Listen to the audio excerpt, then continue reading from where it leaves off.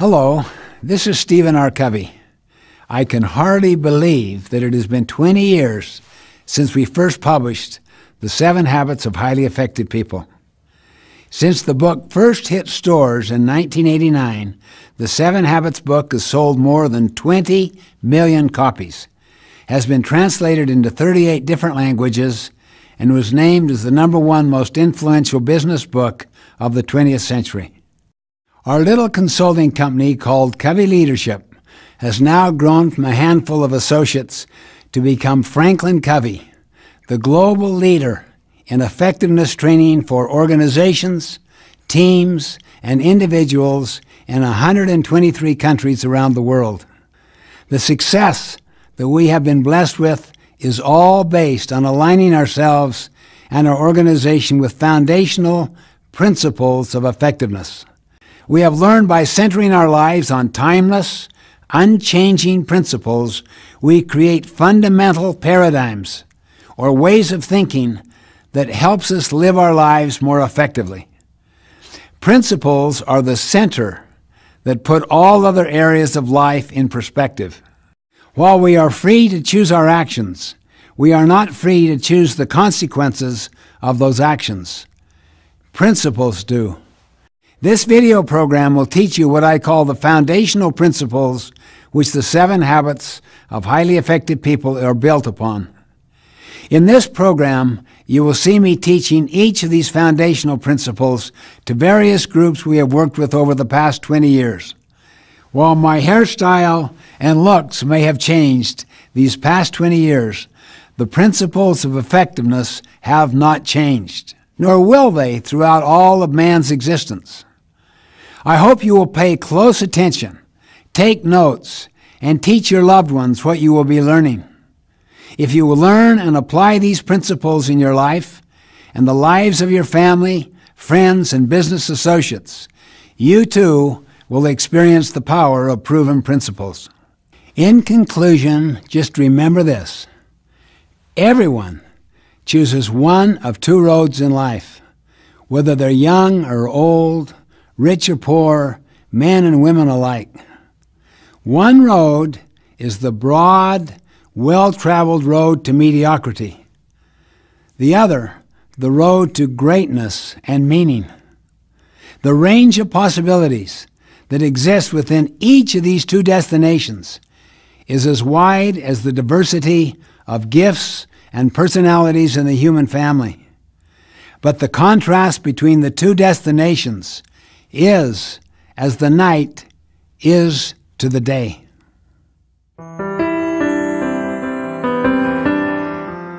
I'm delighted to welcome each of you to the 7 Habits of Highly Effective People.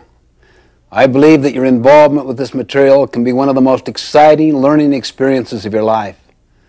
The essential purpose of the 7 Habits of Highly Effective People is to learn how to lead your life in a truly effective way. To describe what the 7 Habits material is, let me share with you what it is not. It is not a quick fix program. It is not a program of the month. It is a process of personal and interpersonal growth and development that will require not only your continuing best efforts, but also your patience. As we all know, real growth and development cannot take place overnight. You must pay the price over an extended period of time to reap the benefits of these habits. Implementing the 7 habits will be an upward personal climb like a journey up a steep mountain. It won't be easy. It will be a challenge. As you ascend the mountain, so to speak, with this 7 habits material, you'll become acutely aware of the loose gravel, the loose rocks in your life. You may slip occasionally, maybe even fall back a time or 2.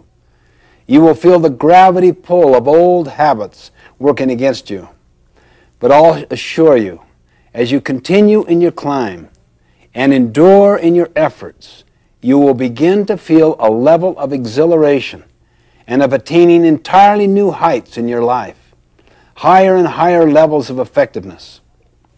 By applying this effort, you can expect to increase your capacity to achieve your personal and professional goals and to develop better working relationships with your associates and all of your loved ones. In short, you can expect to become more effective. Let me suggest that the best way to get the most out of the 7 habits is to be very open-minded, to be open to self-discovery. Participate, really get involved. Look for ways to apply and to implement these habits in your life. You see, our habits form our character. You may have heard the quote, "Sow a thought, reap an action. Sow an action, reap a habit. Sow a habit, reap a character. Sow a character, reap a destiny." For our purposes, we will define a habit as the intersection of knowledge, skill, and desire. You see, knowledge is the theoretical component. That is the what to do and the why to do it. Skill is the practical side of how to do it. And desire is the motivation side, the want to do it. In order to make something a habit in our lives, we literally must have all 3 components. Habits are powerful factors in our lives. They constantly express our character. They determine the level of our effectiveness or our ineffectiveness. In the words of an English poet, we first make our habits, then our habits make us. The 7 habits are simply common sense organized. But remember, what is common sense is not always common practice. So I encourage you to make the investment, put forth the time and effort. Focus on the kinds of changes you can make consistently and over time to develop these habits.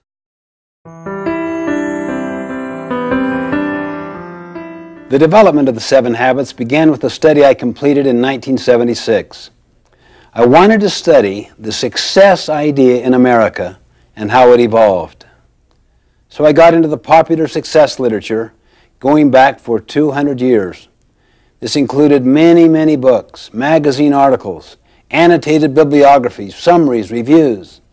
I literally tapped into thousands and thousands of sources, either directly or indirectly. As I worked, I started to sense a pattern. As soon as I sensed this pattern, I looked for evidence of it, and the evidence was everywhere. The basic finding was this. For the first 150 years, almost the entire focus of the literature was on character, on principles, on what we might call the character ethic. Attributes such as integrity, fidelity, courage, compassion, contribution, responsibility, justice. These findings became the basis for writing the 7 Habits of Highly Effective People. And then, because of many, many societal forces, the emphasis gradually shifted in the early 1900s, particularly in the 20s and the 30s, away from the character ethic to what we might call the personality ethic, which focused more on techniques than on principles. You are probably familiar with many books that illustrate the literature of the personality ethic. They basically deal with how to take care of yourself, how to look good, how to dress in particular ways, how to create the right image.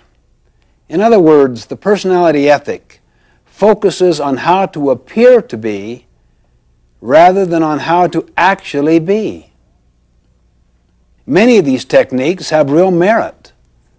However, if they don't have their roots in the character ethic, if they don't have their roots in principles, they won't have the power to create enduring effectiveness.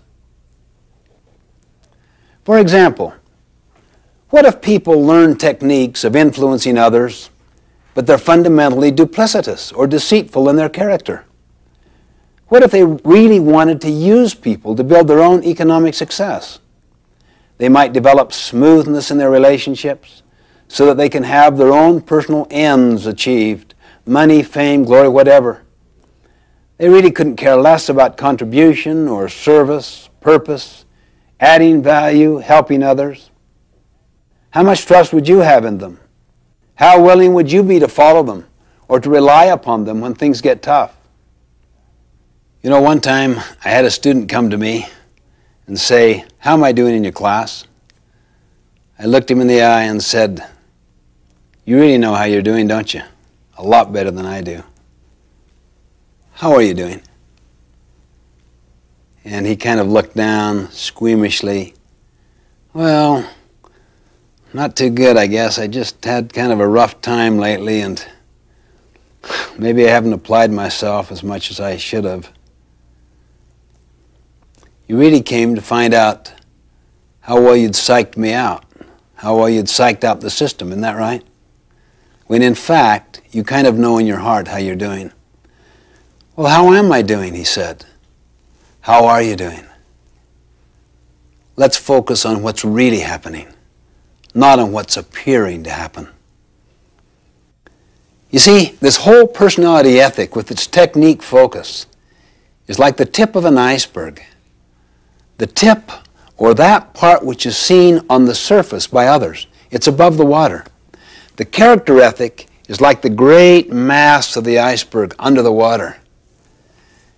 People often do no work in the foundation where the great mass is, where the greatest long-term impact is. Too many people give all their energy and focus to the tip of the iceberg, that is, to learning techniques that others can see. You see this even in organizations, not just individuals. You see, programs change, practices change, principles do not change. If we help individuals and organizations to internalize principles, they will know how to adapt the practices to address specific situations. Let me emphasize that techniques have their place. They're very important. I really mean that. I mean, you want good human relations techniques, public relations techniques, communication techniques, management techniques. But when we use techniques to cover our own lack of character, they become manipulative. They undermine trust and confidence. You see, what we really need is the character ethic. And that's essentially what the 7 Habits is about. This material is based on an inside-out approach, meaning we give our first energies to our own character development before we focus on techniques or how to be more effective with others. Gandhi beautifully demonstrated this principle once. A mother came to him and said, "Would you help my child reduce the amount of sugar he is eating?" Gandhi paused, thought, and answered, "Well, talk to me in a week." A week later, the mother asked him again, and he talked to the boy, and the boy agreed. And the mother said, "Why didn't you talk with him last week?" Gandhi smiled and said, "You don't understand. Last week, I too was eating sugar." Unless we work on our character, we will not develop trustworthiness. And trustworthiness is built by the combination of both character and competency. We could have all of the ability in the world, but if we don't have the basic character to be reliable, to take responsibility, others will soon learn to distrust us. They're fearing that we're just trying to meet our own ends, perhaps at their expense. In my opinion, unless we return to the character ethic, we won't have the basic foundation of trustworthiness. That's what leads to trust, which is needed to build effective interpersonal relationships. In the final analysis, what we are communicates far more eloquently than anything we say or do. I love the quote of Henry David Thoreau. "For every 1,000 hacking at the leaves of evil, there is one striking at the root." In other words, let's work primarily on the roots to begin with and build a foundation of trustworthiness. This is one of the key areas of focus in the 7 Habits, to build character and competence, and to restore trustworthiness and trust in our lives, in the lives of our families, our organizations. Trust and trustworthiness really are the basis of personal and interpersonal leadership. It's the foundation of all true effectiveness. Now, before I go into the habits, I would like to stand back and look at the basic structure, the basic framework of the 7 habits as a whole. You see, they're organized in a particular way for a reason. They're all interrelated. In fact, the relationships and the sequence among the habits are the key to their overall power. To help us visualize the sequential and progressive nature of the 7 habits, I'd like to use a simple diagram I call the maturity continuum. Maturity refers to a process leading to growth and development, and continuum refers to the continuous, incremental nature of growth and progression. If you were to see a maturity continuum line from low maturity to high maturity, there would be 3 basic levels to it. The first level is dependence. The second level is independence. And the third and the highest level is interdependence. Let me define these 3 terms very briefly. Dependence basically means you need others to get what you want. You see, all of us began life as an infant, dependent on others for nurturing and sustenance. I may be intellectually dependent on other people's thinking. I may be emotionally dependent on other people's affirmation and validation of me. Dependence is the attitude of you. You take care of me. You come through for me. Or you don't come through. I blame you for the results. Independence basically means you are pretty much free from the external influence, the control, and the support of others. You think, you act for yourself. You're validated from within. You're inner-directed. You're self-reliant. You get what you want through your own effort. Like dependence, it is possible to be independent in various areas, physically, financially, intellectually, emotionally, while not being independent in other areas. Independence is the attitude of I. I can do it. I am responsible. I am self-reliant. I can choose. True independence of character empowers us to act rather than to be acted upon. It frees us from our dependence on circumstances and other people. It is the avowed goal of many individuals and also many social movements to enthrone independence as the highest level of achievement. But it is not the ultimate goal in effective living. There is a far more mature, more advanced level. The third and highest level in the maturity continuum is interdependence. If people were interdependent, what would they be? They would be very much like a marriage, a family, an executive team where they need to cooperate together in order to accomplish what I want, what you want, what we want together. In fact, we live in an interdependent reality. Interdependence is essential for good leaders, good team players, for success in marriage, for family life and organizations. Interdependence is the attitude of we. We can cooperate. We can be a team. We can combine our talents, our abilities, our best efforts to achieve our highest success. Now here is the basic insight.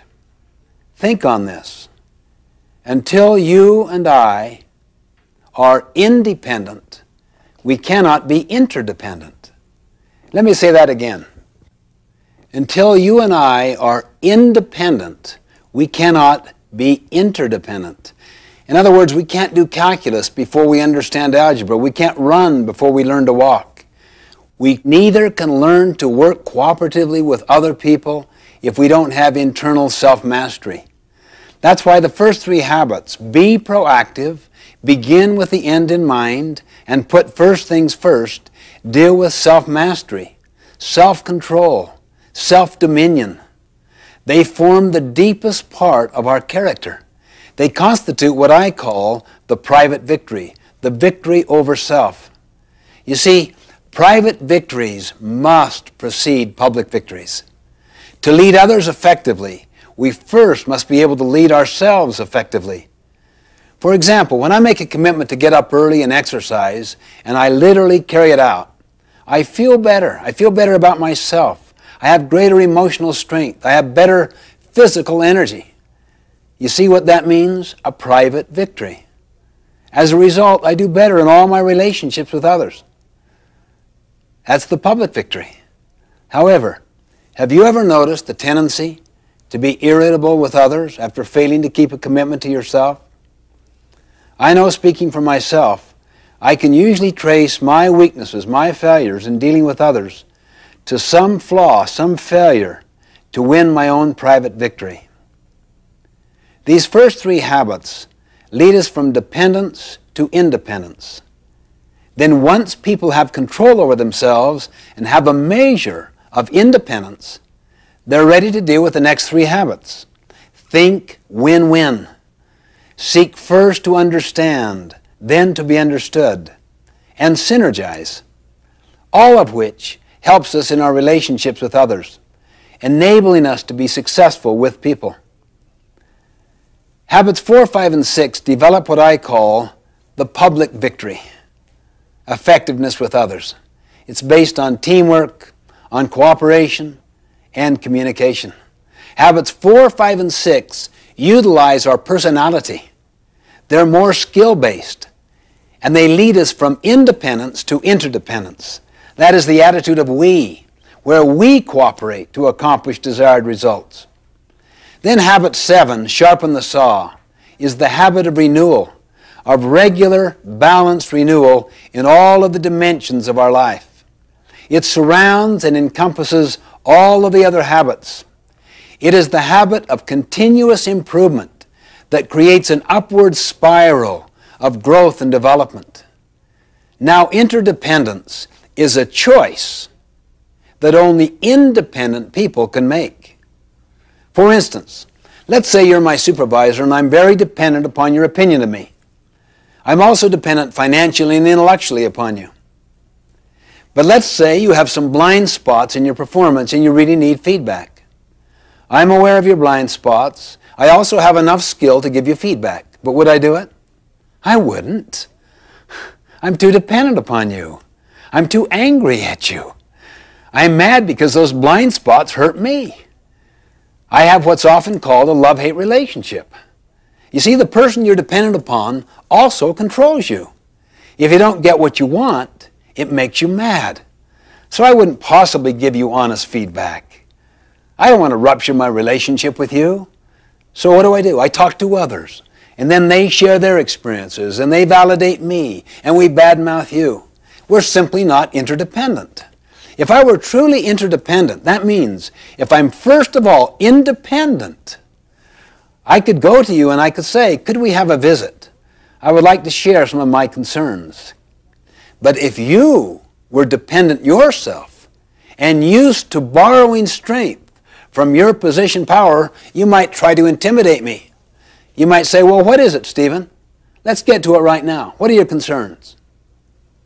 On the other hand, if I'm emotionally and intellectually independent from you, I could be courageous and kind at the same time. I'm patient. I don't give up, but I don't give in. I could say, we need a little more time where we're not going to be interrupted. Let's do it at our mutual convenience. You would sense that you're dealing with a person of integrity, of power, of strength, of courage. You would also know from my professional development opportunities and the way I have exercised them, I've got about 10 other jobs I could go to at any time. You probably also know I'm the only one in your crew that isn't bad-mouthing you. I have no need to badmouth. I have no energy around your weaknesses. I don't want to do something to hurt you. I want to do something to help you, to overcome your weaknesses, or perhaps help you compensate for the deficiency in some way. So I'm most positive person on your entire team. I'm almost indispensable to you. Now, the first three habits develop that kind of strength, courage, and capacity. The next three habits help me know how to work effectively with you so that my strength does not intimidate you. I can empathize with you. I can read the needs of the situation and figure out the best way to make the presentation so that the two of us can cooperate together and solve the problem. You would see me as the best source of problem solving on your entire team. Interdependence is where real freedom is. That's where excitement is. That's where adventure is. Their very best comes to the fore. That's the maturity continuum, the adventure of building powerful, interdependent relationships, interdependent teams. I'm going to attempt to give a brief overview of each of the habits. It's like getting a kind of airplane view of the whole mountain range before we go down to explore the detail. Habit 1, be proactive, basically means that your life is a product of your values, not your feelings. That your life, or the organization's life, is a product of your decisions, not your conditions. The opposite of being proactive is to be reactive, which basically means that your life is a function of your feelings, your moods, your impulses, other people's treatment. The underlying principle of habit 1, be proactive, is to take responsibility. The concept is you and I have the capacity to choose our response. Habit 2, begin with the end in mind, basically means that all things are created twice, and habit 2 is the first creation. Habit 2, begin with the end in mind, means that you get a mental image, a picture of where you want to end up in this meeting, in this relationship, this year, in your life. To a company, it is the vision it has of its future. It is the creation of that vision. Habit 2 is based on the principle of vision, of purpose, of meaning, of mission. Habit 3, to put first things first, is the second creation. To put first things first means you decided what the first things were in habit 2. Now you have the discipline and the commitment to keep them first. The opposite of putting first things first is to put second or third or fourth things first. That's why many people really deeply value their family relationships, their health, their personal integrity, but they get caught up in the powerful social value systems, timetables, and agendas of their culture. Never question it, so that the first creation has already been done for them, done to them, in the form of programs, scripts, that they never question. Then they get on this ladder of success, and they arrive at the top rung, only then to realize the ladder is leaning against the wrong wall. They come to realize that no one on their deathbed ever wished they'd spent more time at the office. As Goethe put it, things which matter most must never be at the mercy of things which matter least. Habit 4, think win-win, is the habit of mutual benefit. The underlying paradigm or principle is abundance. There is plenty out there and to spare. So you don't have to be threatened by the strengths of other people. You can nurture competency around you higher than your own. It doesn't threaten you. You can share knowledge. You can share recognition, gain, profit. The opposite is scarcity, not abundance. It's like a piece of pie. There's only so much. If you get the recognition, I may not get it. If I share gain or profit with you, we will have less. Habit 4, to think win-win, comes from the principle of abundance, not scarcity, meaning the pie gets larger and larger and larger. Habit 5, seek first to understand, then to be understood, is the habit of empathic communication, meaning you always seek to understand first. The teacher diagnoses, pre-assesses before teaching. The doctor diagnoses before prescribing. The attorney does discovery before developing his or her own case or brief. Understand first before you seek to be understood, before you seek to contribute, before you take action, before you have the basis for judgment. Habit 6, synergize, is the habit of creative cooperation, seeking to understand. We create something that was not there before. That takes high levels of cooperation. The principle behind habit 6 is the principle that 1 plus 1 can equal 3, 4, 10, 20, 1,000. It's the principle of putting two boards together that are stronger in total than adding the sum of the boards separate. It's the principle of valuing differences, not tolerating differences, not accepting differences, celebrating differences. Habit 7 is called sharpen the saw. It is the principle of renewal, the principle of continuous learning, continuous improvement, getting better constantly. It's based on the principle that we have the capability of charging our own battery. The opposite of habit 7, sharpen the saw, is to just let the blade get dull, to let the mind atrophy, to let the body lose its tone and its vitality through junk food and no exercise and trying to live a life of hedonism, pleasure-seeking, rather than one of contribution and service. It renews each of the other 6 habits.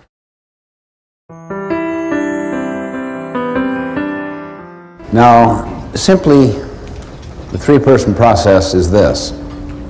The best way to learn something is to teach it. How many have learned that? How many have learned that when you really teach is when you really learn? In 5 minutes, you will be teaching what I'm teaching you in the next 5 minutes. See yourself now as a teacher.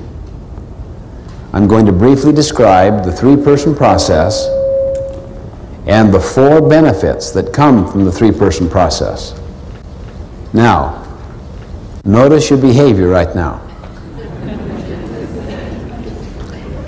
See, you don't see yourself as a kind of passive learner. You see yourself as an active teacher. You're just preparing to teach. And that significantly increases your learning. That is the first benefit. The first person teaches.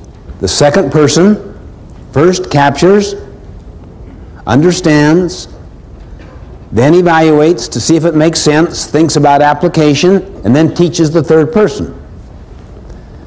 Then that person teaches another person. This way you can take material and cascade it through an entire organization. Second benefit. When you teach, you significantly increase the likelihood of application.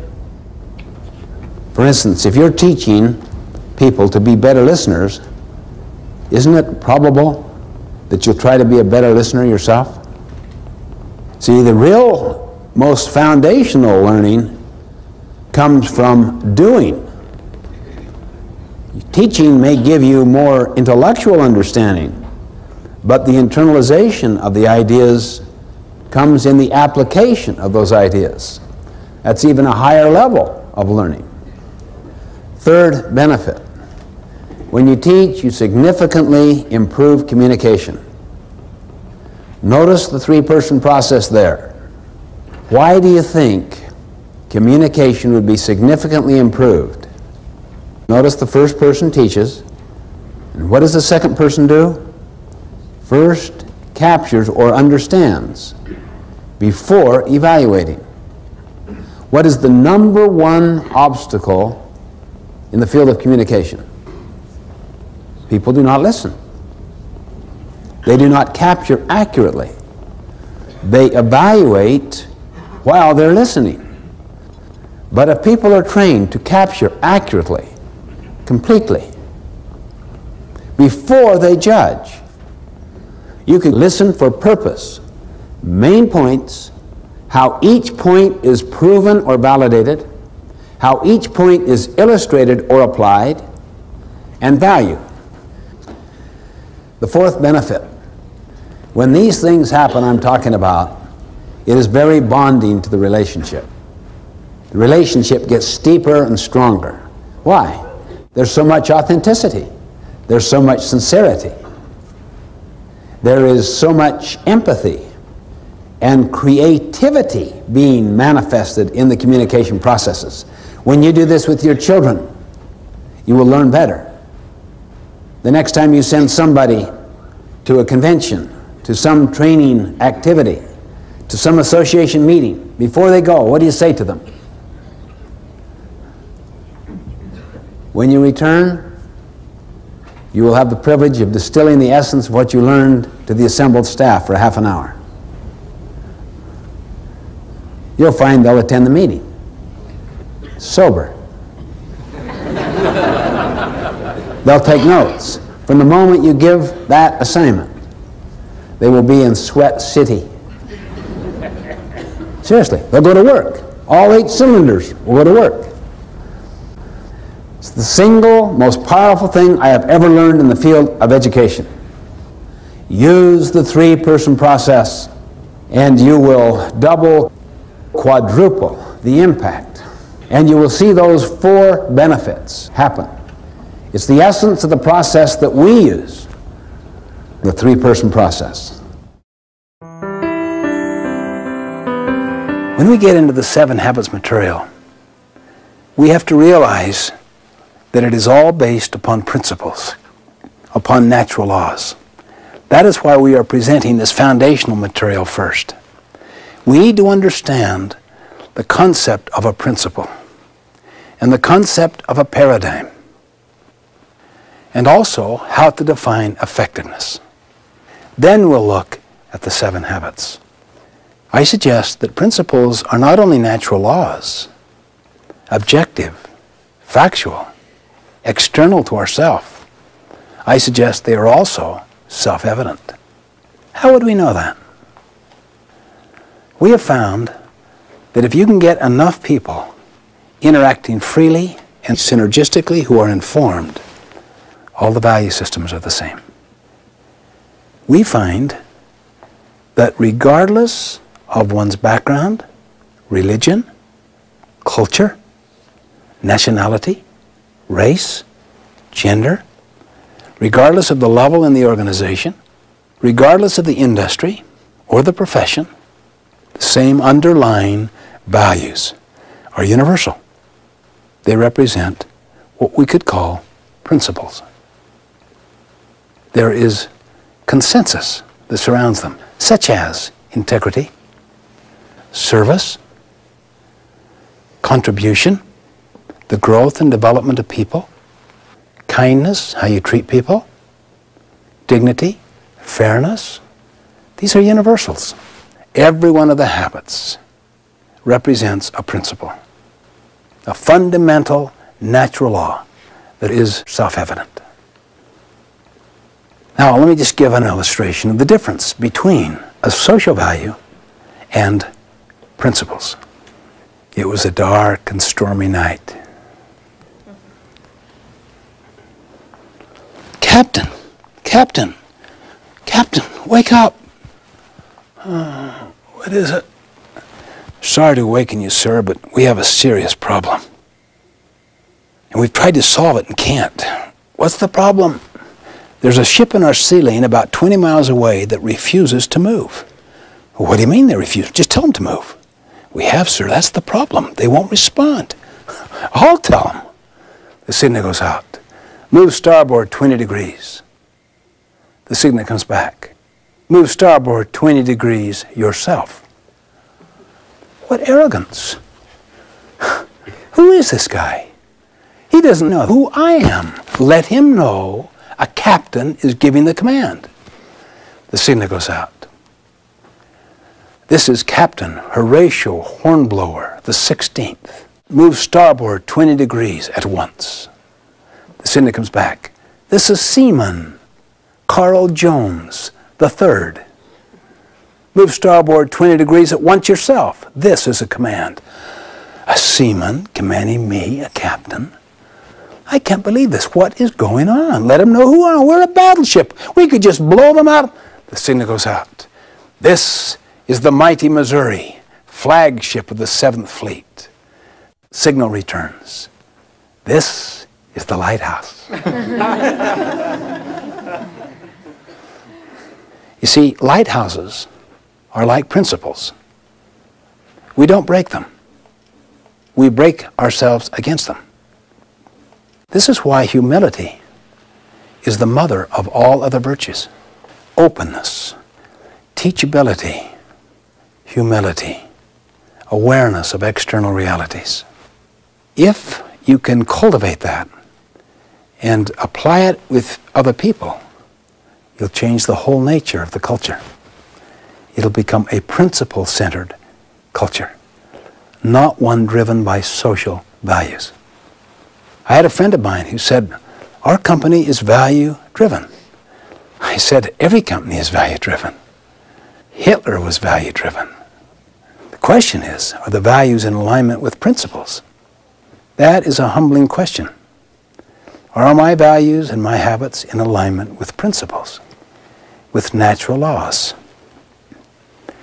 Now, when principles and values are aligned, then you could use the words interchangeably. You could call it values or principles, it would make no difference. So you don't want to get hung up semantically on the difference. But if they are not aligned, then it's better to see what the principle is and what the established value is, and then work here to align it.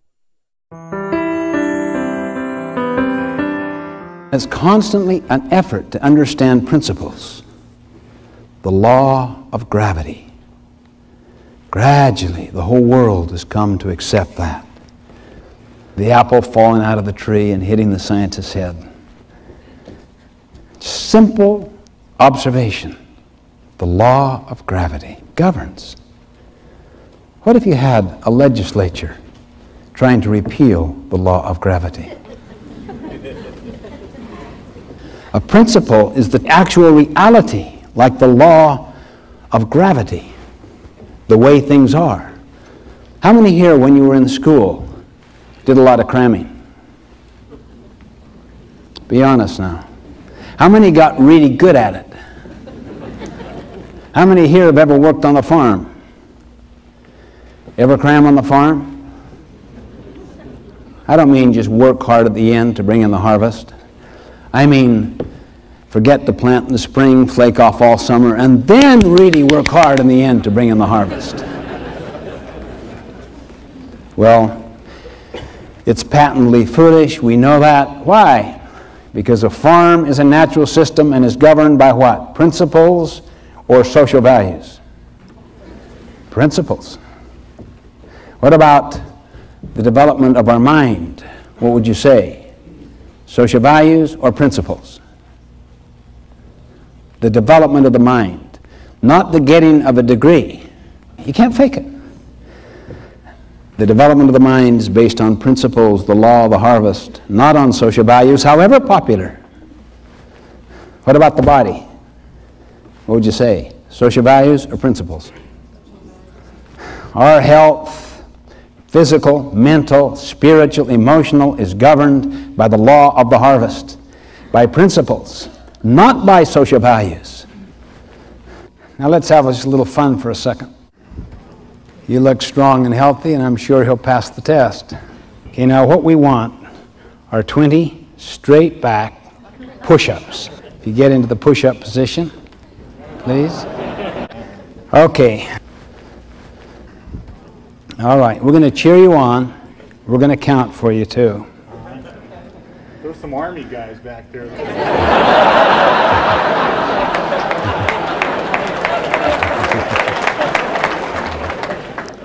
Those people are keeping the peace. Okay, let's go ahead and start. We'll count and cheer you on. How many am I doing? Just 20, straight back. All the way down. 3, 4, 5, 6, 7, 8, 9, 10, 11, 12, 13, 14, 15, 16.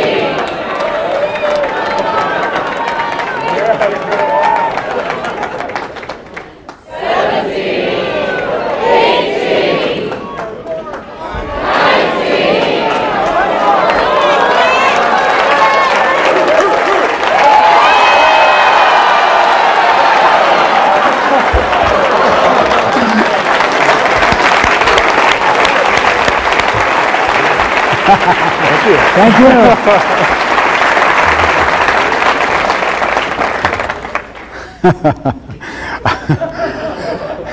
No purpose, just a little fun.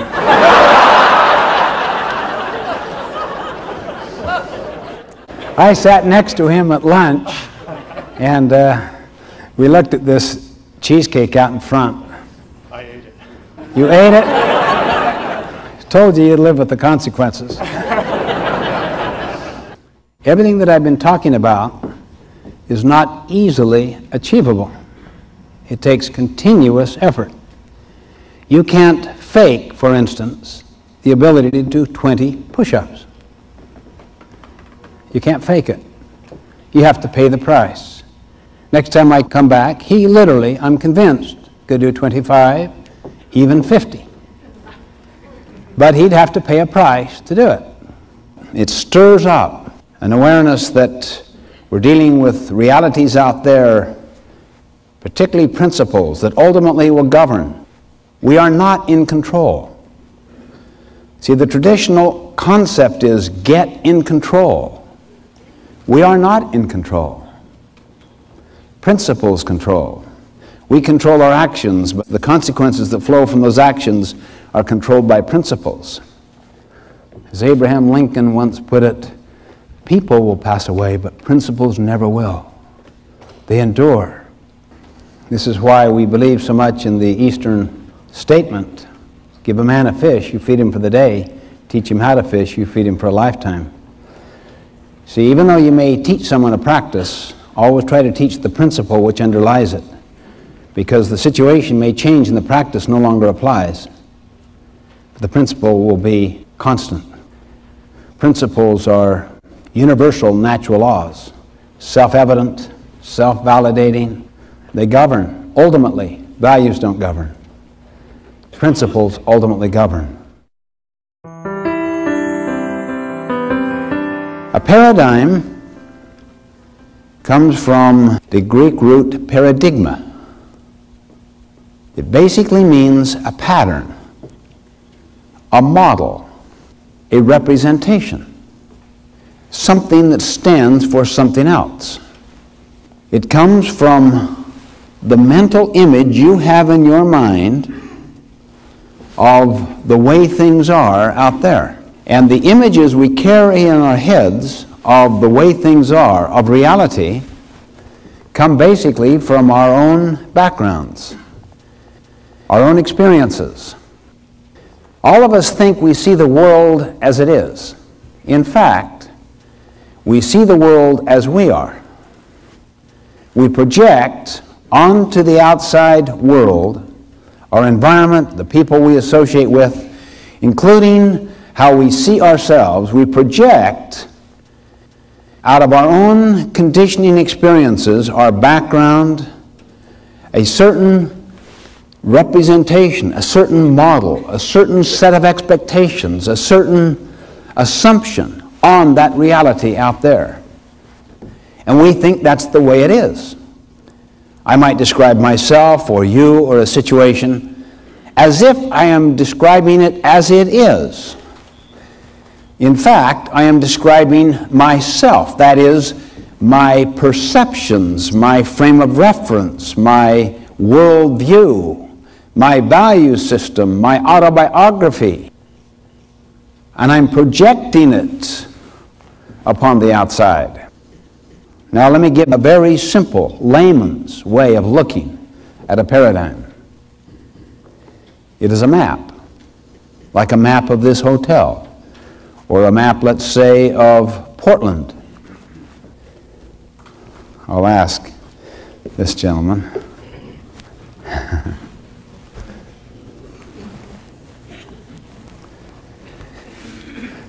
What would you do if you came here to Portland and you have no information at all about this place, and you were given a map where you rented the car, and it was a map of Seattle, but on the top it said Portland? What would you do? So you don't know otherwise. You've never been here, you have no other source of information. I would hopefully ask for a little bit more direction other than just what's on that map. Maybe have them start me out. Okay, the person at the desk said, "Sorry, sir, that's all we have, and it's late at night. Good luck to you. Here's the keys to your car. It's right across the street. It's in number 14. And if you follow this map, you'll be able to find this hotel that you want to get to." Okay, now just assume that you call your buddy here up on the phone, and he knows that you've got that map, and he says to you, what's your first name? Keith. Keith, try harder. You're tired. So now you double your speed. What's going to happen? I'm going to get nowhere twice as fast. You call him back in a state of total despair and discouragement, and you say to him, "I have never been so confused and so lost in my life, and I am following this map to the hilt. And I have doubled my speed. I'm lost twice as fast." He senses you're discouraged. You're really down. You're almost ready to give up. It's despairing. And he says to you, "Think positively." He gets you just jazzed right out of your gourd. I mean, he says, "You can do this thing, rise to the occasion. Do it." I do it. That'll do it. Now you don't even care you're lost, right? That's right. I'm happy lost. That's what a paradigm is. You see, a paradigm is the map you have in your mind. Once you have an accurate map, then your behavior and your attitude matter. See, what we call maps are usually assumptions of the way things are. Assumptions of the way things are represent just, that's what reality is. You don't question that. I remember I was giving a speech a little while back, and there was someone on the front row just constantly talking to another person. And my mother was 2 rows behind, and she was so upset that here her precious son was being so ignored, so blatantly, so openly, constantly, and would not end. From the very moment I began to the end of my speech, just constant talking. And it just totally discombobulated her own listening, and she felt like taking her purse and reaching 2 rows ahead. Anyway, she went up afterwards to the person that was running the conference, and, "Did you see that? Did you see what was happening? Can you believe that right there on the front row that..." "Yeah, I know. She's Korean. That's her translator."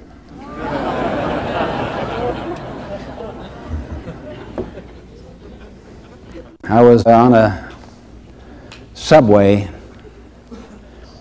very, very large metropolitan city. Sunday morning, it's quiet, sedate. Bunch of young kids run into the subway. Father follows. He sits near me. The kids just go crazy on that subway, running up and down, turning people's papers aside, just raucous and rude. I'm sitting there, oh, I can't believe this. He does nothing. Now look at my attitude, see? Attitude, to try to control. But look what I could see. After a few minutes, attitude went into behavior. Sir, do you think you could control your children a little? They're very upsetting to people. Oh, yeah. He lifted his head as if to come to an awareness of what was happening. Yeah. I don't know. I just guess I should. We just left the hospital. Their mother died just about an hour ago, and I guess they don't know how to take it, and frankly, I don't either. Imagine the paradigm shift that took place there. Imagine now what the attitude and the behavior would be based upon that paradigm. Can you see why paradigms are deeper than attitude or behavior? And you know, even though we're talking here in personal and interpersonal ways, the same thing takes place throughout our whole society. Thomas Kuhn, in his brilliant book, The Structure of Scientific Revolutions, points out so powerfully and consistently all the significant breakthroughs were breakwiths, old ways of thinking. Einstein, who rewrote physics, he made this brilliant statement: these significant problems we face cannot be solved at the same level of thinking we were at when we created them. You see, it causes us to be reflective and introspective, to explore our own paradigms. Most people focus upon behavior and upon attitude. And both of those are, of course, very important. But far more fundamental than either behavior or attitude is a paradigm. How many of you here have ever been to the crazy mirror room in the carnival? Well, what if that was the only source of information you had on your body? This weird caricature. I mean, it showed me without any hair, if you can believe it. See, most people's self-maps are a function of the social mirror. They live out of the social mirror and their memory. A mother the other day said to me, I cannot believe my child. All of a sudden she turned 17 and she's like a different person. I have never seen anyone so uncooperative, so rebellious, so angry, so unwilling to do anything to help us at home, or to even be open to influence at all. Now, what is happening to the map or the paradigm in her head? And what do you do when you have that? You act upon it. That is the image that you have in your head of this person. It's the map you have of this person. Now, someone could say to you, just as I did here, try harder.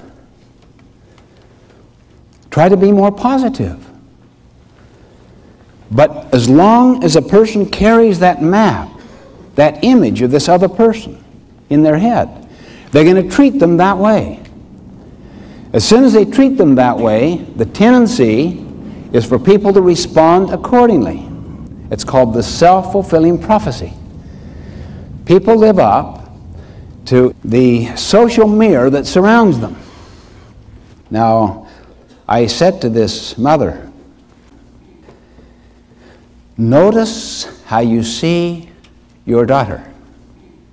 Well, it's not how I see her, it's the way she is. Potentially, is she capable of so much more? Oh yes, I know that. Why don't you see her in terms of her potential? Is not her potential part of the reality of her life?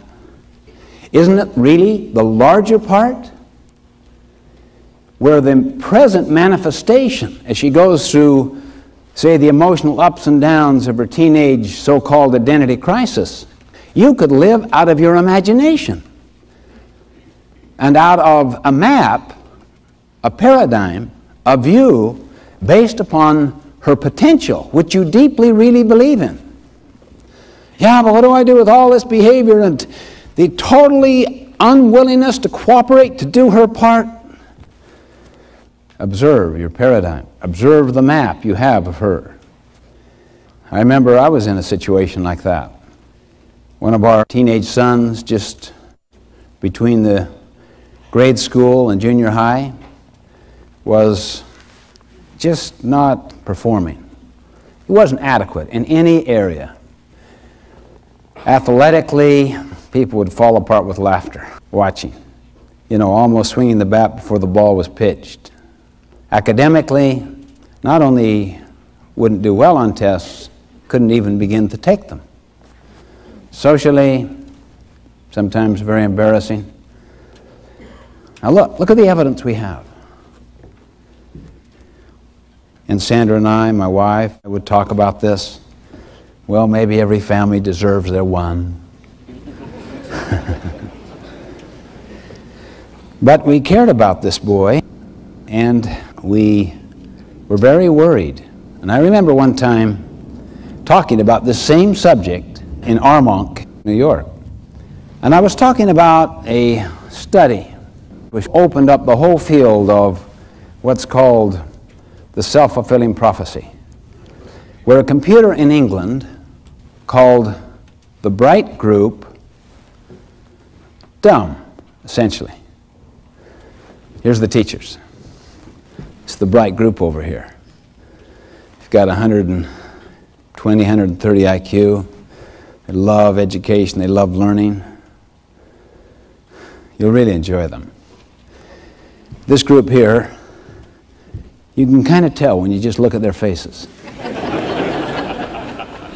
This group, they're very fine people too. But they don't have the same candle power, and you have to respect that. Now notice what's happening. I'm talking as if I'm describing reality, right? This is the way they are.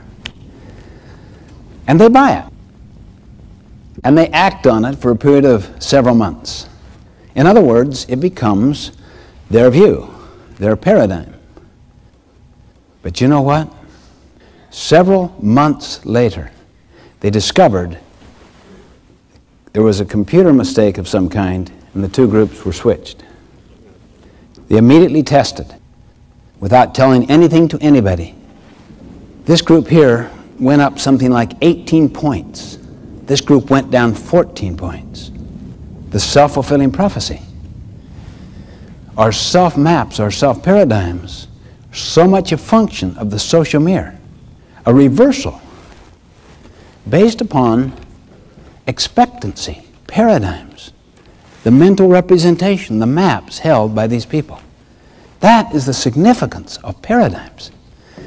And you notice how behavior and attitude flow out of how you see. Well, anyway, I was literally teaching this like I'm teaching you right now. And in my mind, I was thinking of my boy. Is it possible that the problem is in my paradigm?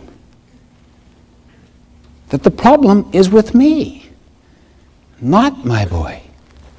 Well, I talked with my wife when I returned home from that trip, and I said, you know, I'm just wondering if the social mirror from you and I are not major contributors to these difficulties and these problems, this lack of ability to cope.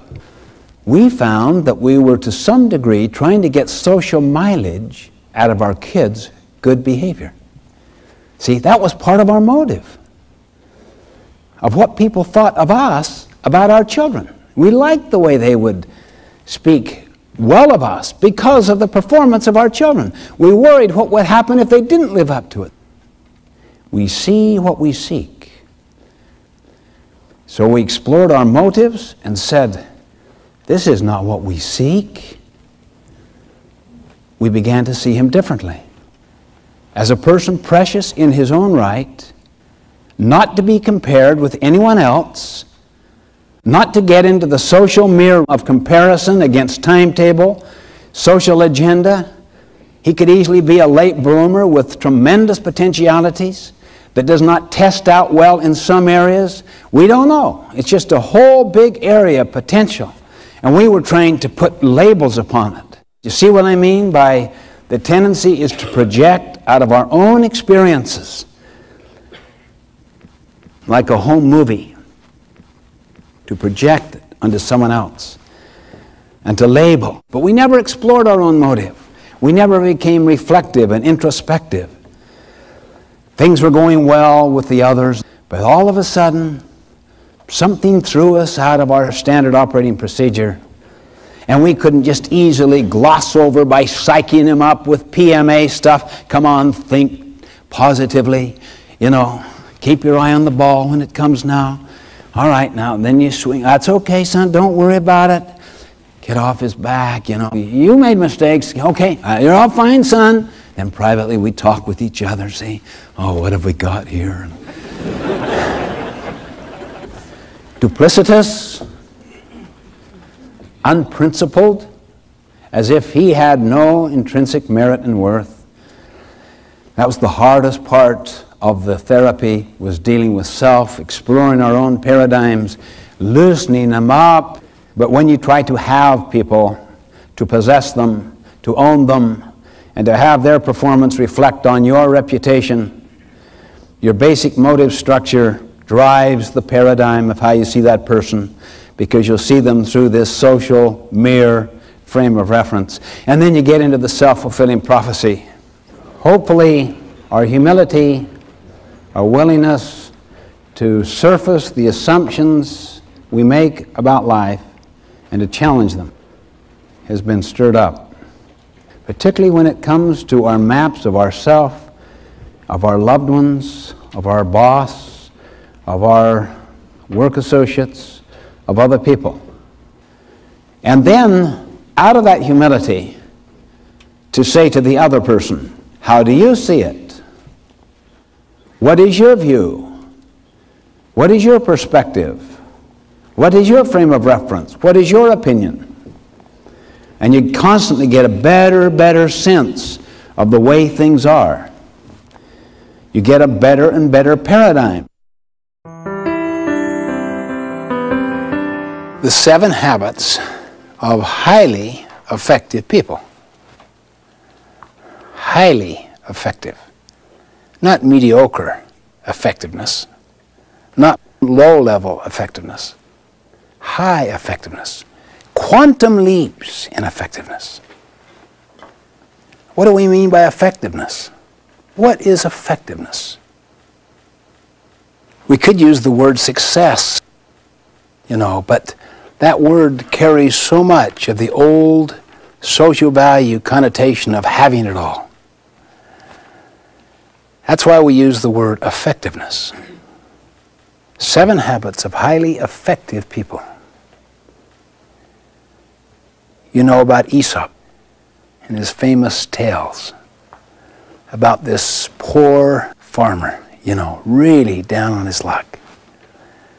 And the farmer visits his favorite goose. And he notices one day there is a large egg, a golden egg, by the side of that goose. He thinks someone has tricked him.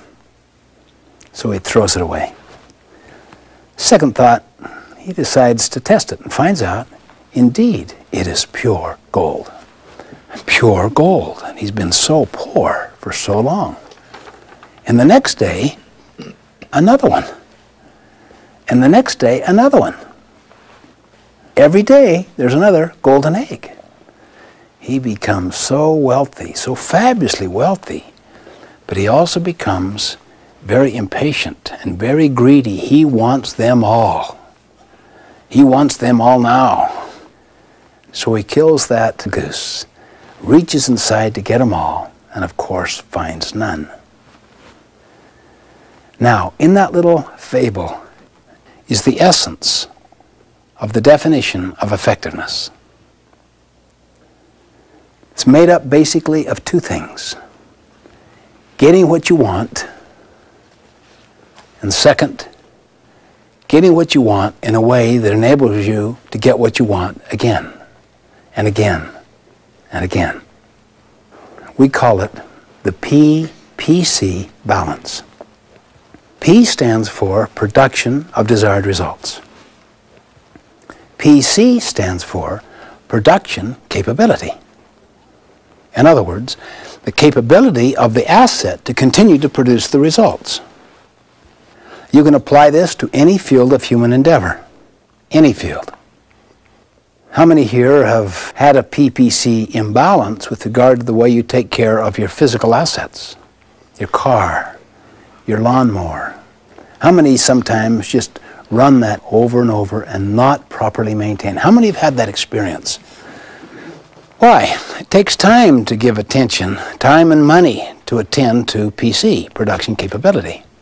And people who are in a rush and who want what they want now, they'll go ahead and just run that machine or that car with no thought to its maintenance, really. No PC attention at all. Eventually, no more golden eggs. The goose dies.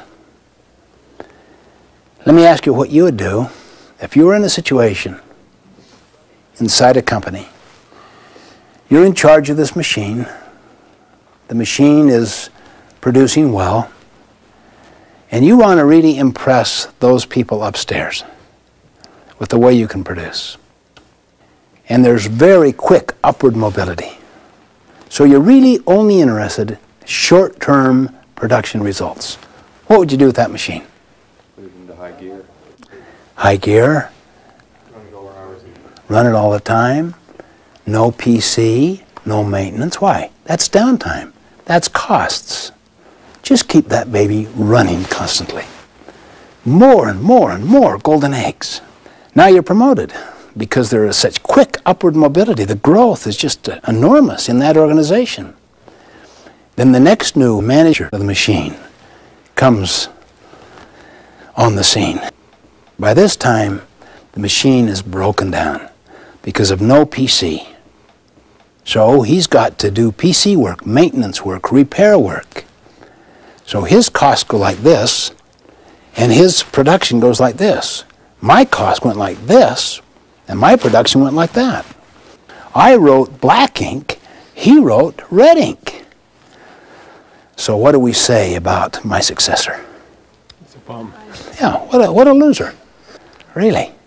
I mean, while you were there, profitable. As soon as you left, unprofitable.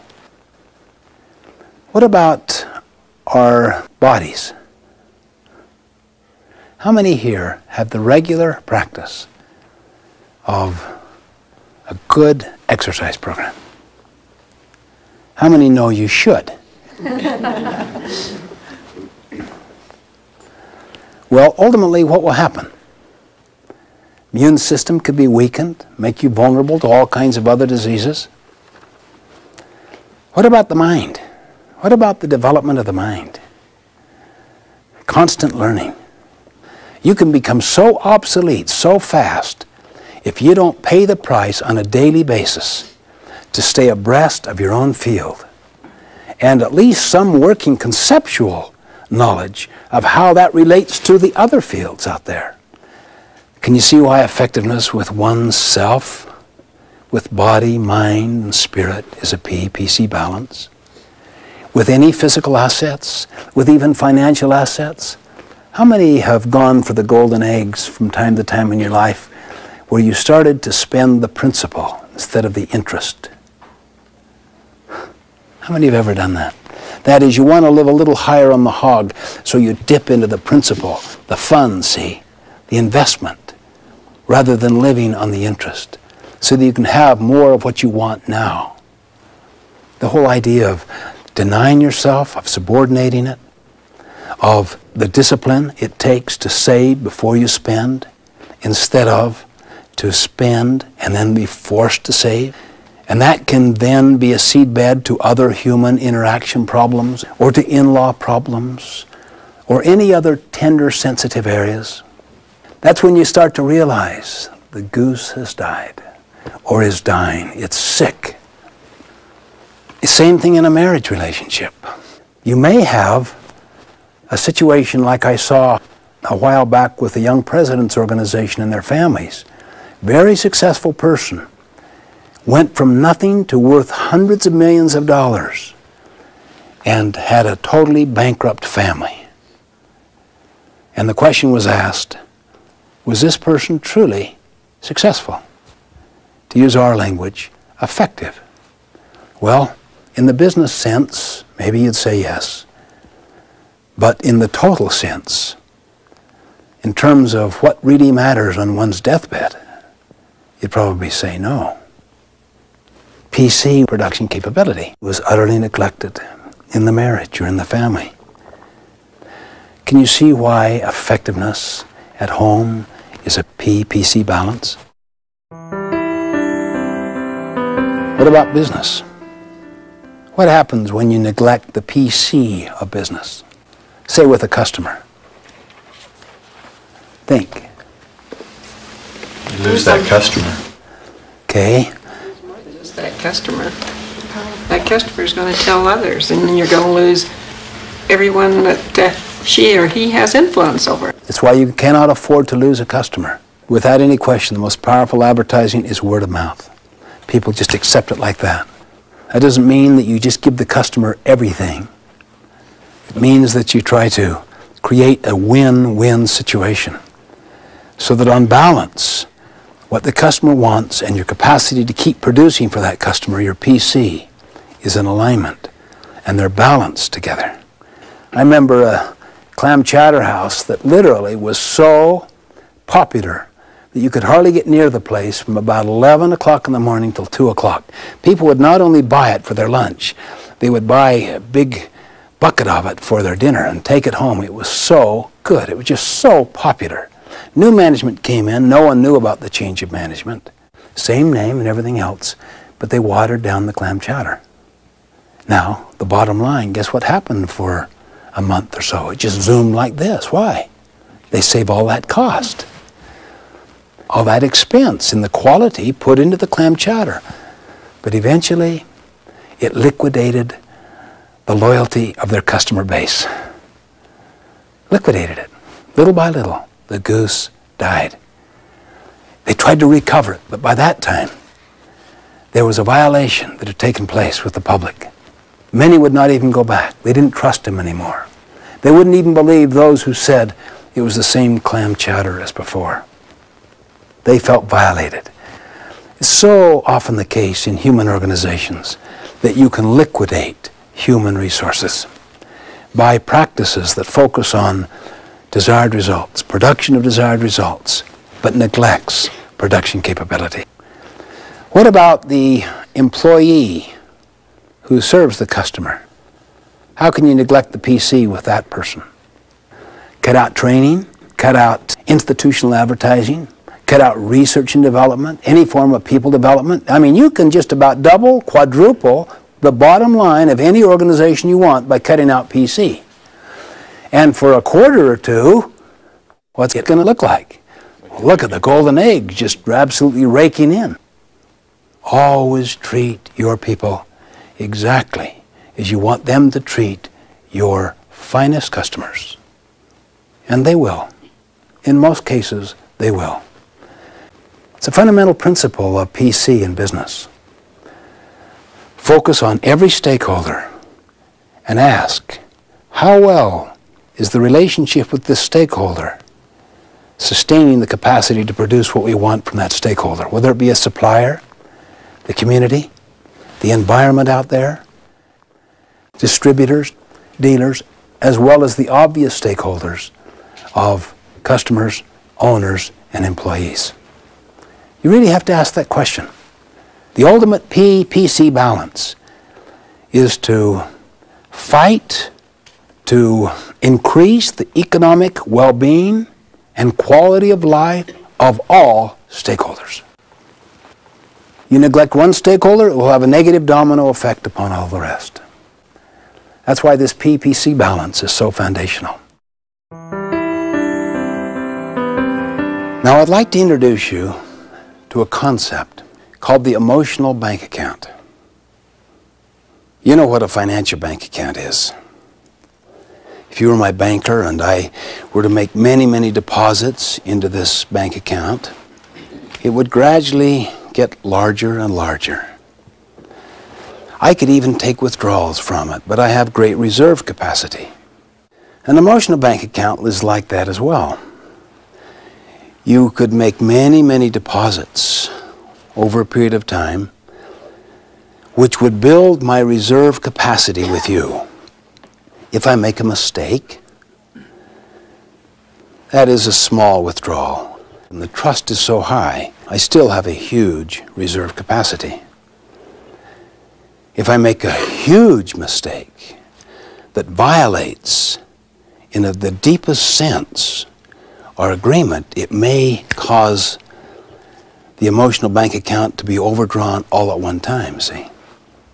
The concept of the emotional bank account is the production capability side of human relationships, of human interaction. Now, any metaphor, if pushed far enough, will tend to break down, including this one. You don't make deposits in order to take withdrawals. Nevertheless, if you have a high emotional bank account, if the quality of that relationship is so good and the trust is so high, you can, in fact, make mistakes. You can take withdrawals. Not on purpose, but often unwittingly, unknowingly, because of insensitivity or whatever. But people understand. Just to illustrate, how many have a high emotional bank account with somebody, a trust relationship with someone? Think of that person, that it is so high you can communicate with them almost without words. Can you think of people?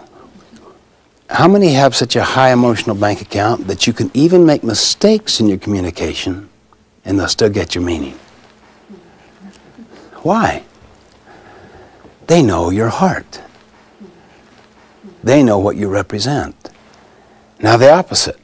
How many have a relationship with someone that is really strained, where the trust isn't there, where the emotional bank account is overdrawn?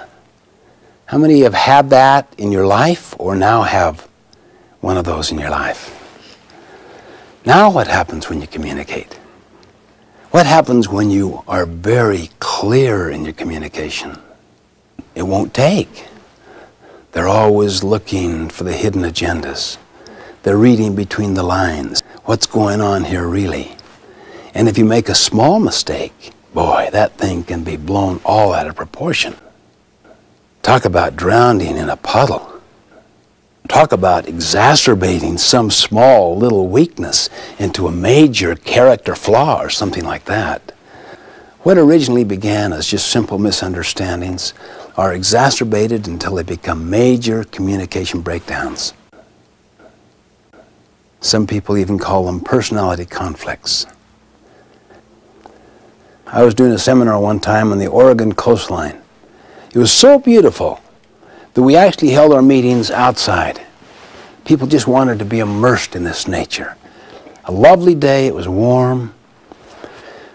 One man came up to me afterwards and said, "Oh boy, I wish I could enjoy these things, that I just can't." "What's the problem?" "Well, I don't know, my wife just grills me like you can't believe. I mean, she just doesn't trust me, and she constantly examines every part of my life. Where have you been? What did you do? Who did you go with? What did you do tonight? Who'd you go to dinner with? And who can I call to check up on all this?" And then we talked a little while, and then he said, "Of course, I guess she has good reason for all these misgivings. I mean, I met her when I was on one of these trips when I was married to someone else."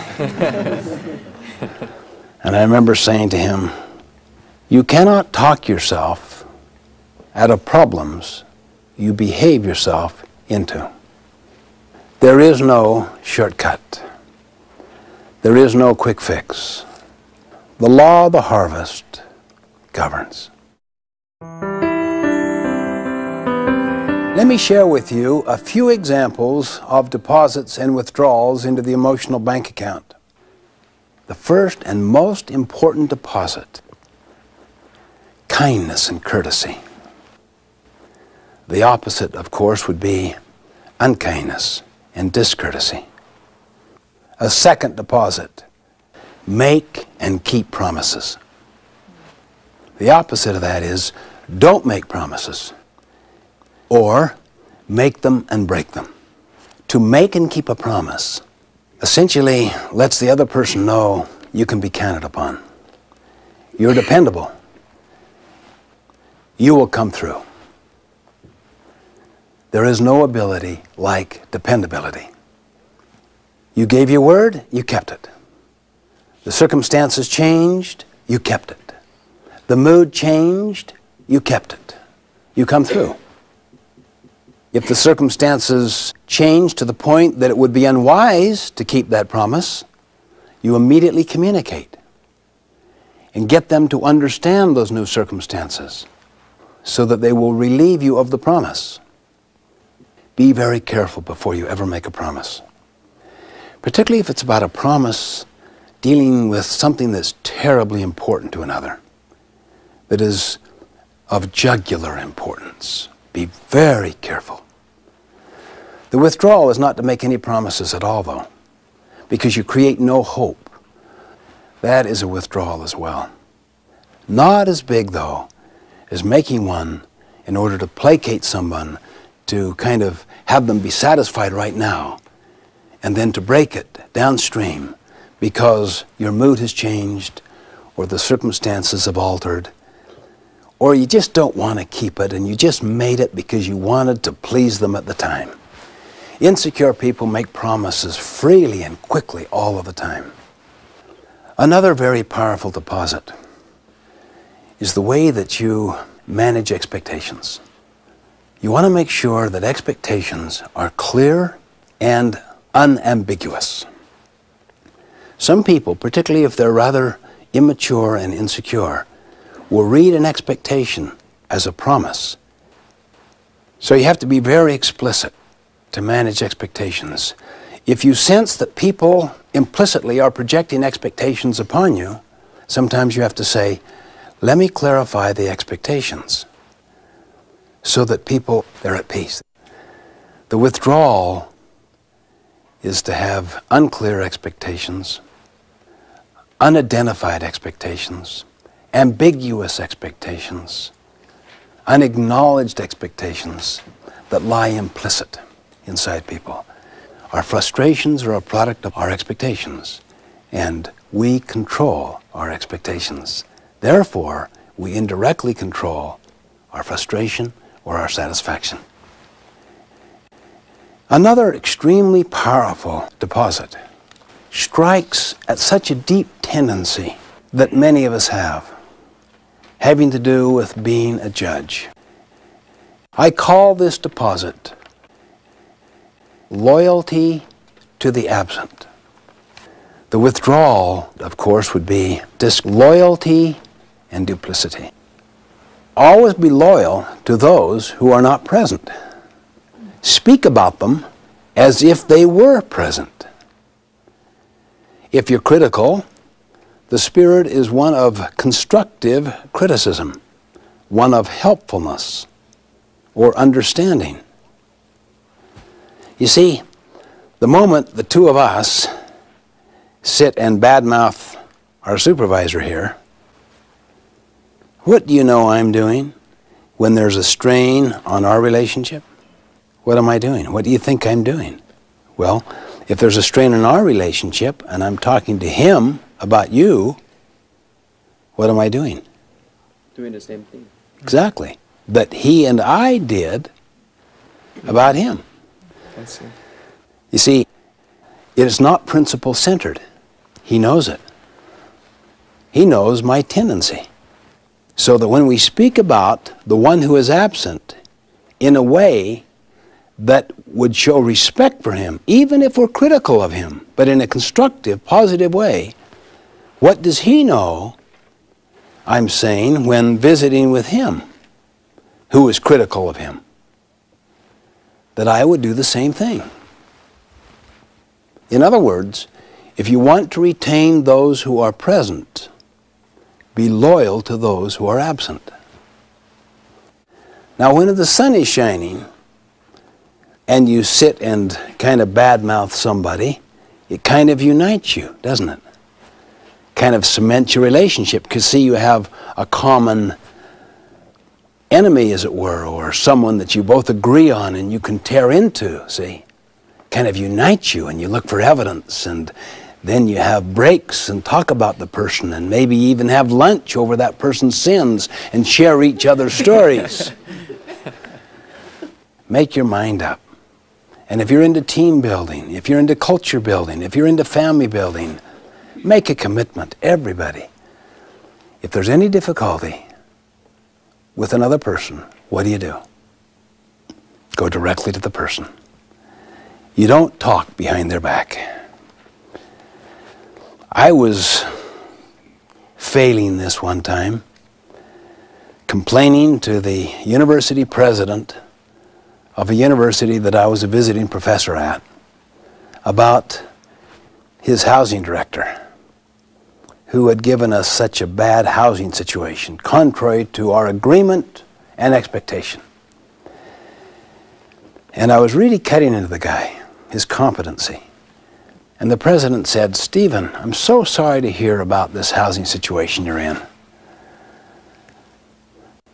The housing director is such a fine, competent person. Why don't we have him come on over here and we'll solve the problem together?" Oh, no. I don't want to be involved. See, I didn't say that because that would be obviously so irresponsible. But, oh, that's how I felt inside. Oh, I don't want to talk to him. I want to talk about him. This president, he just was matter-of-fact and pleasant, and as the gentleman was coming across campus to the president's office, I was going through this internal dialogue. What have I got myself into now? I'm probably responsible for part of the miscommunication. Maybe we got what was agreed. I don't know what the situation is. Honestly, I was so humbled. By the time he arrived there, you know, "How are you? Good to see you." The president could see my duplicity. I mean, 10 minutes before, what incompetence. There's just no carry through with the original commitment. And, "How are you?" A double-minded person is unstable in all his ways. Duplicity. Another major deposit. If you blow any of the above, learn to apologize. The withdrawal is pride. Learn to apologize. I was wrong. That was unkind. I saw my son the other day cutting into his little sister for cleaning up his desk. He had it all organized to do his project. Took him a long time. She came in intending to help her brother and organizes it and cleans it up for him. She thought that was a deposit, see. To him it was a withdrawal. He starts really laying into her, and in the middle of his criticism, he caught himself. Oh, I shouldn't take my frustrations out on you. I'm sorry. I know you meant well. And I watched that and I thought, that takes real presence. That takes real maturity, real respect, a lot of personal security, that he can, in the middle of his anger, take control over it. The ability to apologize, to forget and forgive, to let go of resentment, one of the most liberating and freeing things possible. But it's also an enormous deposit to another person. Let me share with you a few thoughts and challenges to encourage you in the process of developing these habits. One of the most important things you can do is to share these ideas with others, with your family, with your friends and associates. Don't just retell what you've learned, but talk about the insights you've acquired and the ideas that you want to implement. because that's where the real learning takes place. It is in the teaching and in the sharing. Get with a coach or someone who is also working on these habits. Set a specific time to get together and keep that date. Share insights into what has worked for you and what has not. Discover together how you can overcome the challenges you face in developing all of these habits. Set goals to improve in specific areas. Focus on a single habit. Look over your materials. Read and reflect on how you can improve in this habit. Revisit the commitments you've made to yourself throughout the course. Don't try to change everything all at once. Listen with your heart. Determine those things that are most important for you to work on right now. Remember, don't give up. Be patient. A strong character is not developed overnight. Choose to live your life based upon correct principles. All of the 7 habits are based on universal principles which have endured throughout the ages. Live the habits. Work within your circle of influence and become a transition figure in your work, your community, and your family. Set aside time to go to a quiet place to really think about your mission.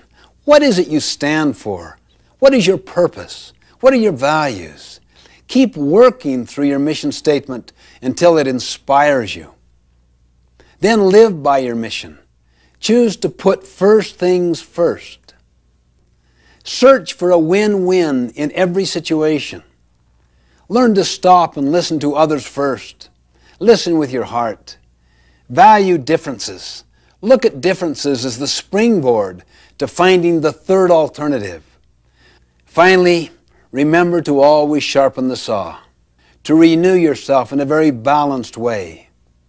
The power of these habits is in the doing, in the living, in the continuous day-by-day improvements. It's a constant effort. We need to make these habits and these principles a part of our very life. We must pay the price by actually living them, rather than just understanding them intellectually. I love the quote from T.S. Eliot. Think about this. He once said, "We must never cease from exploring, and the end of our exploring will be to arrive where we began and know the place for the first time."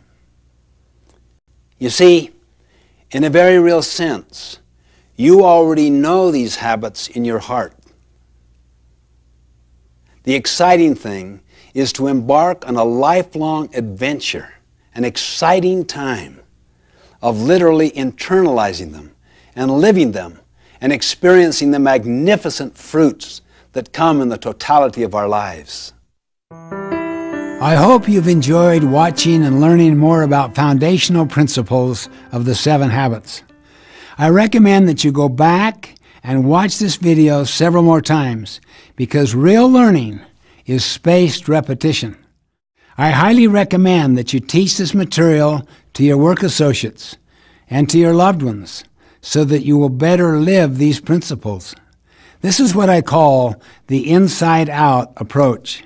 So if you want to have a happy marriage, be the kind of person who generates positive energy and sidesteps negative energy rather than empowering it. In short, be a light, not a judge, a model, not a critic. If you want to have a more pleasant, cooperative teenager, be a more understanding, empathic, consistent, loving parent. If you want to have more freedom, more latitude in your job, be more responsible, be more helpful, a more contributing employee.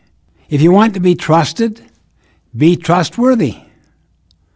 If you want the secondary greatness of recognized talent, focus first on the primary greatness of character. Hence, character and principles are the keys to success, effectiveness, and happiness in life. Principles are the guidelines for human conduct that are proven to have enduring, permanent value.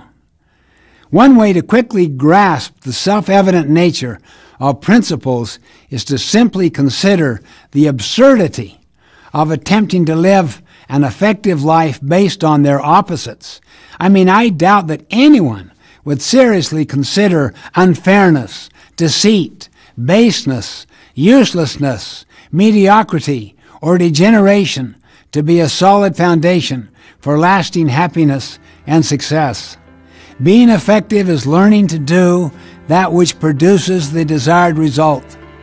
If you want to be extremely successful in business, or very happy in life, or to achieve some large goal, then being effective is consistently doing the things that will bring about the results you are after. In conclusion, if you'd like to learn more about the 7 habits, may I invite you to visit me at my website, stephencovey.com, or our company, franklincovey.com. I wish each of you all the best on your journey.